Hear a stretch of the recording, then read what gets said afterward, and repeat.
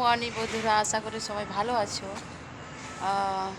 সকাল সকাল আবারও চলে এলাম ভিডিওতে। এই যে আজকে তো আমি করতে পারলাম না এক্সারসাইজ, দেখতে পাচ্ছ ওই যে বৃষ্টি হয়েছে, টুকটুক করে বৃষ্টি হচ্ছে। আর তো একটু ওয়াকিং করেছিলাম, তারপরে বাস আজকে আমার রেস্ট হয়ে গেল। 8টার সময় ডিউটি আছে, যাব। তো বন্ধুরা, আমি আমার আজকে ছোটোবেলার গল্প নিয়ে আবার চলে এলাম।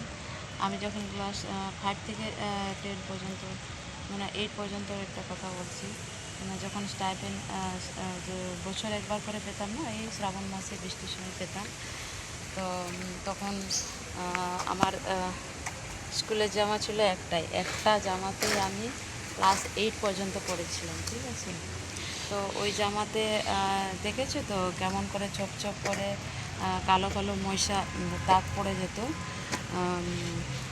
তো ওটা মানে পরিষ্কার করে উজালা দিয়ে দিতাম, তো এতটা বোঝা যেত না, কম বোঝা যেত। আর তো একদিন গেছি এরকম, মানে খুব বৃষ্টি হচ্ছে, আমাদের বিডিও অফিসে টাকা দেওয়া হবে, গেছি। তো আমার বাবা আমাকে নিয়ে গেছিলো সাইকেলে করে। তো খুব বৃষ্টি হচ্ছিলো, বৃষ্টিতে ভিজে গেছি আর কি, বাপ নিয়ে ভিজে গেছি বৃষ্টিতে।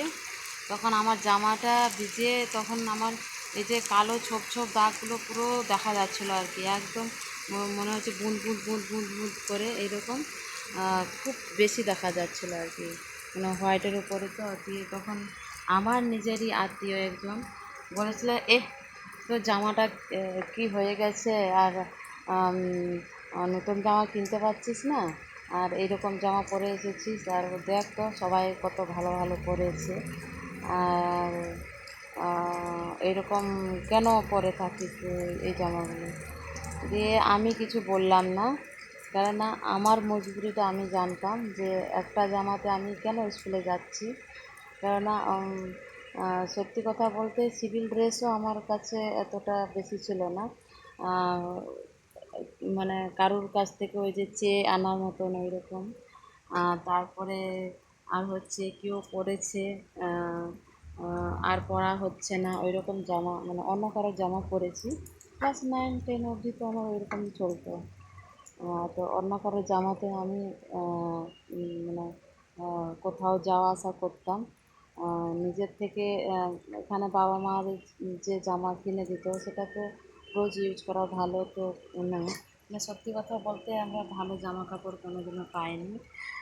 প্লাস জুতো তো খালি পা ছিল, আর জামাটা ওই রকম, মানে সত্যি বলতে একটা কার্টুন তো মনে করবেই আমাকে। দিয়ে আমি ওই দিনে কোনো কিছু বলিনি, ঠিক আছে। তো টাকা দেওয়া হলো, আসলাম। আমার বাবার মনটা এত, মানে যাই হোক গরিব হলেও মনটা অনেক বড় ছিল। দিয়ে আমাকে খাওয়ালো হোটেলে, মানে ফার্স্ট টাইম বাইরে গেলে বাবা আমাদেরকে হোটেলে খাওয়াতো।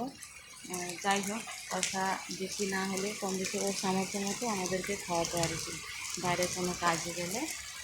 তো ওখান থেকে এসে তারপরে স্কুলে ক্লাস, তারপরে আরেকটা ক্লাস 8 থেকে যখন 9-এ পড়ি, মানে 9-এ উঠলাম, তখন আমাদের চুড়িদার হয়ে যায় আর কি। ওই চুড়িদার তো একটা কাকিমা বলছে, এবার তো তুই কী করবি, এখন তো চুড়িদার পরতে হয়েছে, পরবি, এখন তো পায়ে জুতো লাগবে, এখন কি করবি। পুরো বছরটা তো ক্লাস 5 থেকে 8 পর্যন্ত খালি পায়ে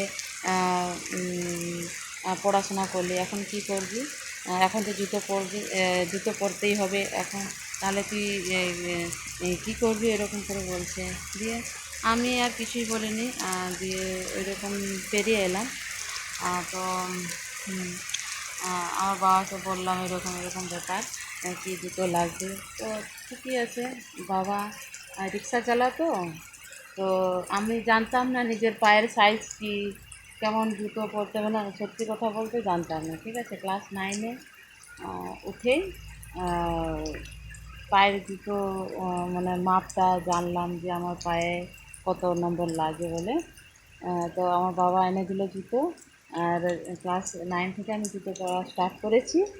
আর তারপরে এখনকার মানে ওই দিনের তুলনা থেকে আজকে মানে এখনের তুলনা করলে ওই যে বলেছিল যে তোর জামা এরকম এরকম, কেন এরকম এই জামা পরে আসছিস, মানে সত্যি কথা বলতে কারোর মজুরি থাকলে হয়তো ওই সব কাজ করে, এমনিতে তো কেউ করে না। কারোর থাকলে সে আমার যদি থাকতো আমি কি আর ওইভাবে স্কুলের জামা পরে যেতাম? আমি তো সিভিল ড্রেস পরে যেতাম, যেমন সিভিল ড্রেস অন্যরা পরে গেছিলো। আমার কাছে জামা ছিল না, বাস ওটাই আমার নতুন জামার মতন স্কুলের জামা পরে গেছিলাম, ঠিক আছে। তো ইনসাল্ট হয়েছিল, ইনসাল্টের কথা বলেছিল, কিন্তু তখন খারাপ লাগলেও এখন বলি ভালোই হয়েছিল, কেননা ওই ইনসাল্টটা না করলে আমি আজ এখানে থাকতে পারতাম না, এই জায়গাটা আসতে পারতাম না। আর আরেকটা কথা হচ্ছে ওই ইনসাল্টের জন্য আজ দেখো মানে এখন আমি এত জামা কাপড় কিনেছি, হয়তো আমার জামা কাপড়গুলো মানে অন্য কেউ পরছে আর কি এখন। আর জুতো এত জোড়া জুতো হয়ে গেছে এখন, আমি ওই জুতোগুলো মাঝে মাঝে যেটা পছন্দ হয়ে যায় কিনে ফেলি।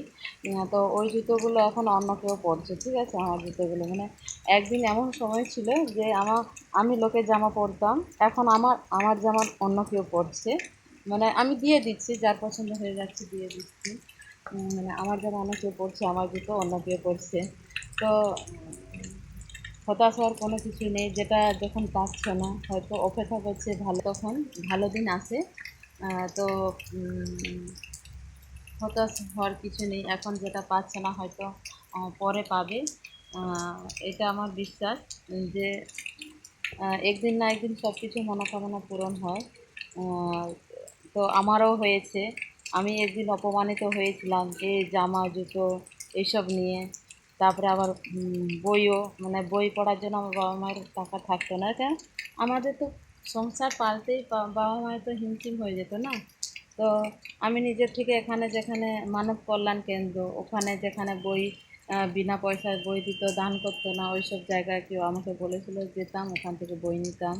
আমি বেশি কিছু বই মানে কিনতেও পারিনি, এরকম সহায়িকা বাস একটা ছাত্রবন্ধুকে নিলাম, ওতেই আমি পড়াশোনা করেছি। এই জন্য আমার রেজাল্টও ভালো না, আর এত ব্রেনও ভালো ছিল না, তবু মানে একটু মানে ফাইট করতাম অনেক আর কি নিজের পড়াশোনার জন্য, যে কাজ বাজ প্লাস নিজে পড়াশোনা চালিয়ে যেতে হবে, নিজেকে নিজের মধ্যে আমি ফাইট করতাম। আর ক্লাস 7 8 পড়েছিলাম, তখন থেকে আমি মাঠে কাজ করতে বেরোই। কাজ মানে তখন তো আমাদেরকে পয়সা দিত না, বাস মানে পেটের ভাতে কাজ করতে বেরোই। খাওয়ার জন্য বাস খাবার দিত, মানে 5 10 টাকা দিয়ে দিত, যাই হোক কোনো কিছু নেওয়ার জন্য। বাস এতটুকুনি। তারপরে ক্লাস 9 10 থেকে বাইরে কাজে বেরোই, তখন থেকে একটু একটু করে মানে ইনকাম করা আরম্ভ করতাম। বাস বাকিগুলো পরে বলবো, আজকে থাকুক এই পর্যন্ত। বাই বন্ধুরা, ভালো থেকো। আমার নিজের গল্পটা যদি ভালো লাগে তাহলে লাইক দিও আর কমেন্ট করে জানিও। বাই।